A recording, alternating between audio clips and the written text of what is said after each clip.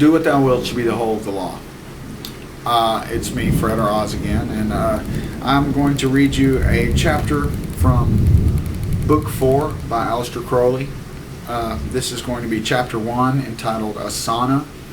An asana is basically a position that you sit in or put your body in to meditate.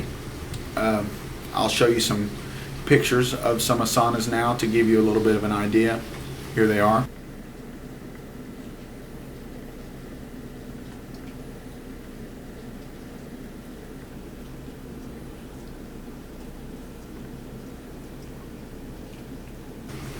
Okay, and now without further ado, this is Chapter 1 of Book 4, entitled Asana. The problem before us may be stated thus simply. A man wishes to control his mind, to be able to think one chosen thought for as long as he will without interruption.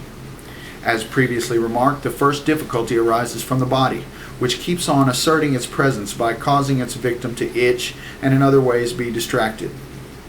He wants to stretch, scratch, sneeze. This nuisance is so persistent that the Hindus, in their scientific way, devised a special practice for quieting it. The word asana means posture, but as with all words which have caused debate, its exact meaning has altered, and it is used in several distinct senses by various authors.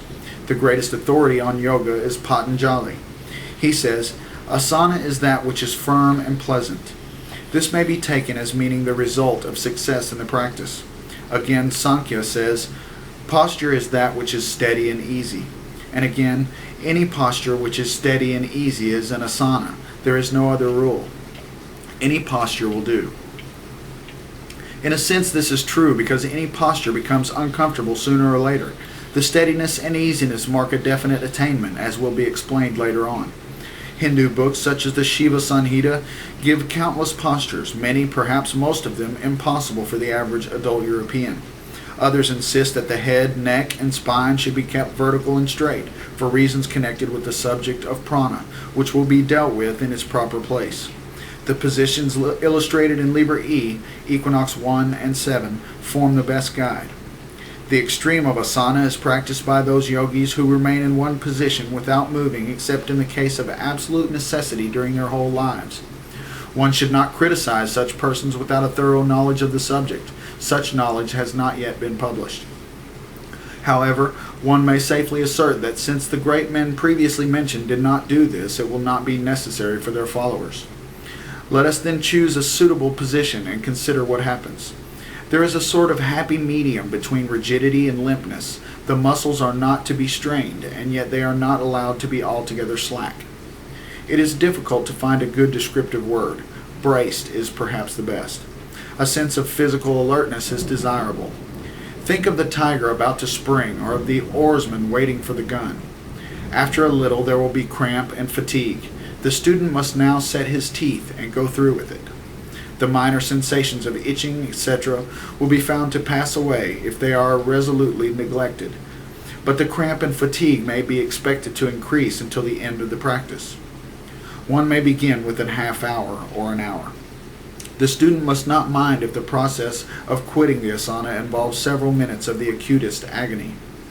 It will require a good deal of determination to persist day after day, for in most cases it will be found that the discomfort and pain, instead of diminishing, tend to increase. On the other hand, if the student pay no attention, fail to watch the body, an opposite phenomenon may occur. He shifts to ease himself without knowing that he has done so.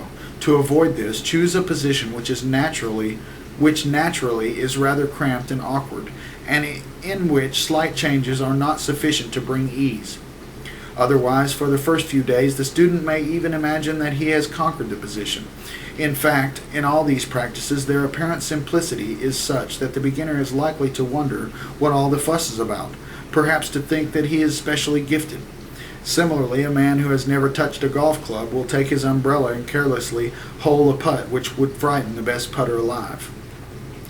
In a few days, however, in all cases, the discomforts will begin. As you go on, they will begin earlier in the course of the hour's exercise. The disinclination to practice at all may become almost unconquerable. One must warn the student against imagining that some other position would be easier to master than the one he has selected. Once you begin to change about, you are lost. Perhaps the reward is not so far distant. It will happen one day that the pain is suddenly forgotten. The fact of the presence of the body is forgotten. And one will realize that during the whole of one's previous life, the body was always on the borderland of consciousness, and that consciousness, a consciousness of pain. And at this moment, one will further realize with an indescribable feeling of relief that not only is this position, which has been so painful, the very ideal of physical comfort, but that all other conceivable positions of the body are uncomfortable. This feeling represents success. There will be no further difficulty in the practice. One will get into one's asana with almost the same feeling as that with which a tired man gets into a hot bath. And while he is in that position, the body may be trusted to send him no message that might disturb his mind. Other results of this practice are described by Hindu authors, but they do not concern us at present. Our first obstacle has been removed, and we can continue with the others. Love is the law. Love under will.